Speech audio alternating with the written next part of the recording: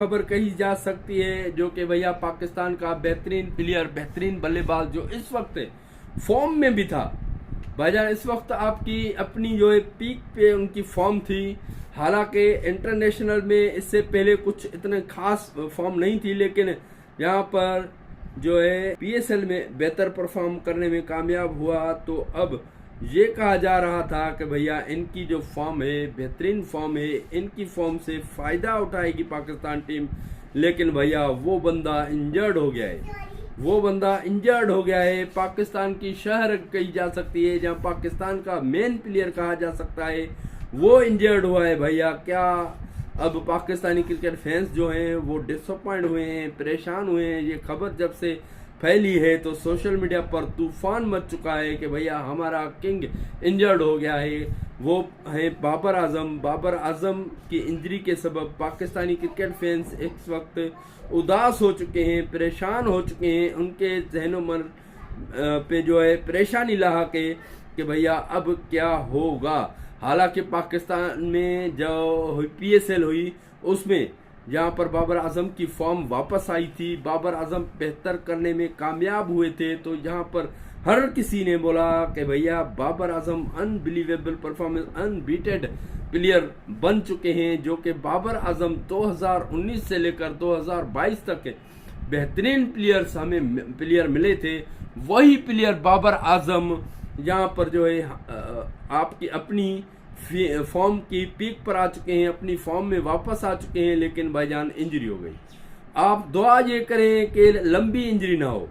अगर चाहे लंबे टाइम तक इनको इंजरी हो गई तो भैया पाकिस्तानी क्रिकेट के लिए बहुत बुरे दिन आने वाले हैं। क्योंकि अभी जो है डेब्यूटेंट प्लेयर्स तो अपनी जगह, लेकिन पुराने प्लेयर्स या फिर बॉलिंग लेवल पर देखा जाए तो पाकिस्तान टीम की थर्ड क्लास बॉलिंग इस वक्त जारी है।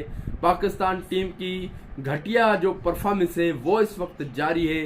तो इसीलिए हम कर रहे हैं कि भाईजान एक अच्छा प्लेयर जो अभी अभी अपनी फॉर्म में वापस आया था, जिनकी फॉर्म जा चुकी थी, फॉर्म गुम हो चुकी थी, फैंस ढूंढ रहे थे कि इनकी फॉर्म क्यों चली गई है, क्या हुआ है, ढूंढते ढूंढते आखिर मिला, आखिर उनकी फॉर्म वापस आई। लेकिन उसके बाद ये बुरी खबर आई कि भैया वो इंजर्ड हो चुके हैं।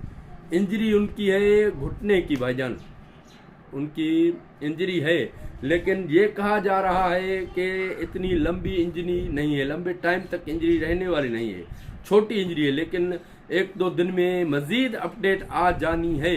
बहरहाल यहाँ पर जहाँ पाकिस्तान टीम की इतनी बुरी परफॉर्मेंस हो, वहाँ पर अगर ऐसा प्लेयर इंजर्ड हो जाए तो फिर पाकिस्तान के लिए ये बदकिस्मती कही जा सकती है।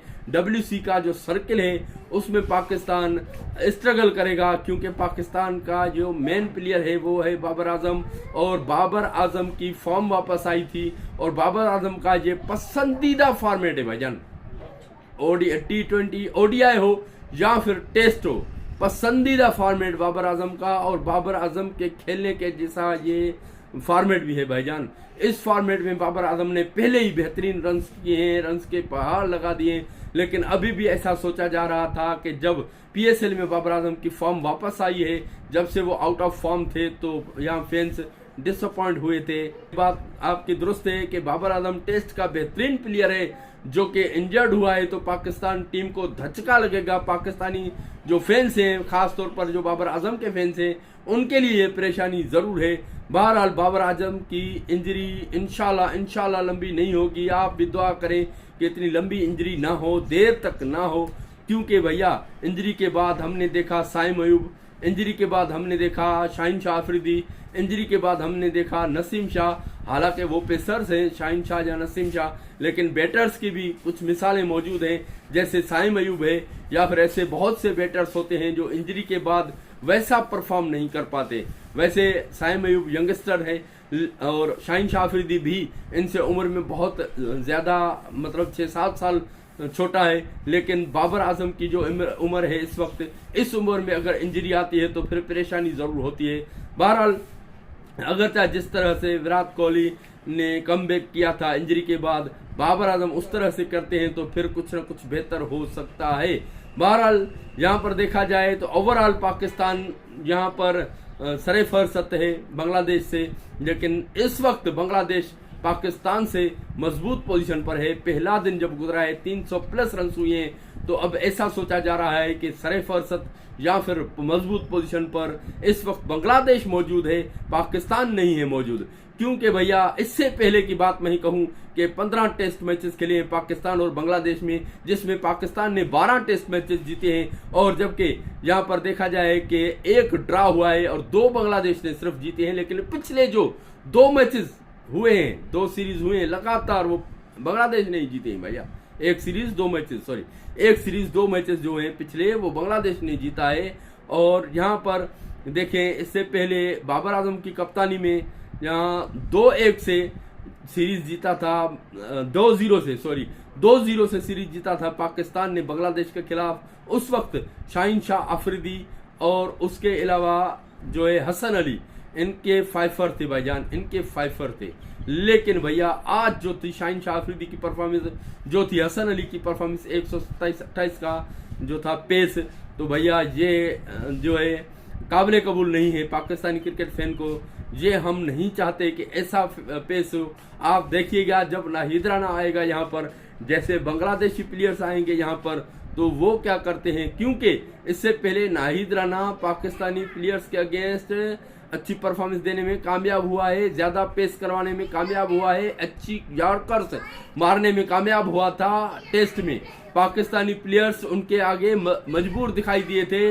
वो कमेंटेटर्स भी कहते थे, रमीज राजा है या कुछ और हैं, वो कहते थे कि भाईजान बड़े तंग हुए हैं पाकिस्तानी बैटर्स, बड़े परेशान हुए हैं। हालांकि नाहिद राना को इतनी विकेट्स नहीं मिली थी, लेकिन खेलने नहीं दे रहा था, बार बार वो मेडन ओवर्स करवा रहा था और बहुत ही कम स्कोर उनको हुए थे। और पाकिस्तानी प्लेयर्स उनके अगेंस्ट, पाकिस्तानी जो मेन बैटर्स हैं उनके अगेंस्ट मजबूर दिखाई जरूर दिए। लेकिन भैया 171 स्कोर मोहम्मद रिजवान ने भी किए हैं बांग्लादेश के खिलाफ, और सलमान अली आगा का भी अच्छा रिकॉर्ड है। हालांकि 2 मैचेस सिर्फ के लिए 120 रन से इनके भी, लेकिन भैया सऊद शकील जो है उनकी भी सेंचुरी यहाँ पर है बांग्लादेश के खिलाफ। लेकिन उसी मैच में जिसमें सऊद शकील और मोहम्मद रिजवान ने सेंचुरी प्लस, जैसे कह रहा हूँ कि जो है मोहम्मद रिजवान, उनके 171 स्कोर जिस वक्त थे, और उसी मैच में, उसी टेस्ट में सऊद शकील के 131 या इतने कुछ थे। लेकिन वो टेस्ट सीरीज पाकिस्तान को शिकस्त हुई थी, उसमें बांग्लादेश ने वो टेस्ट सीरीज जीती थी भैया। बहरहाल बाबर आजम का भी अच्छा रिकॉर्ड है यहाँ पर, 5 मैचेस में 306 रन, 43 की एवरेज भाईजान, 43 की एवरेज और 1 सेंचुरी। तो इस वजह से मैं कह रहा हूँ कि बेहतरीन रिकॉर्ड रखने वाला बाबर आजम, जो कि इस वक्त इंजर्ड है, तो पाकिस्तान के लिए ये बुरी खबर जरूर है। क्योंकि यहाँ पर देखा जाए कि भैया जो इनके जो बैट्समैन हैं या ऑलराउंडर्स हैं, वो बेहतरीन परफॉर्मेंस देते हैं पाकिस्तान के खिलाफ बांग्लादेश के, जैसे कि